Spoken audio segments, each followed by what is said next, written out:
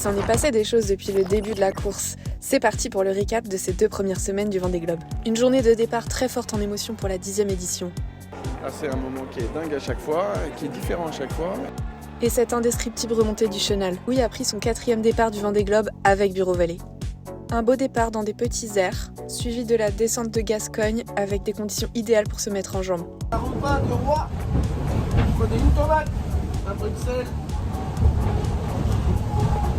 Et les premières images drone reçues du bord, Louis bataillait au coude à coude avec la tête de flotte. J'ai à peine mouillé.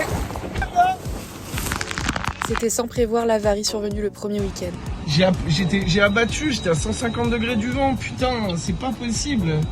De la désillusion à la résilience, notre marin a pris le temps de constater les dégâts, impossible de se résigner à abandonner. Il s'est alors rapidement mis en ordre de marche et pendant 72 heures, il s'est occupé de réparer le bateau, entre ponçage, meulage, stratification, tout en continuant de naviguer.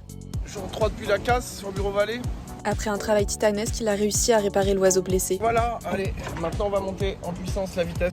Quelle grande satisfaction que de recevoir ces images peu de temps après la casse. Une belle récompense. Louis a pu vraiment se remettre dans sa course. Il a traversé le fameux poteau noir avant de passer dans l'hémisphère sud en coupant l'équateur. On a traversé l'équateur comme les petits camarades de devant. Ça y est, on est dans l'hémisphère sud. Ça c'est cool et je peux vous dire que cette fois-ci il a vraiment une saveur particulière.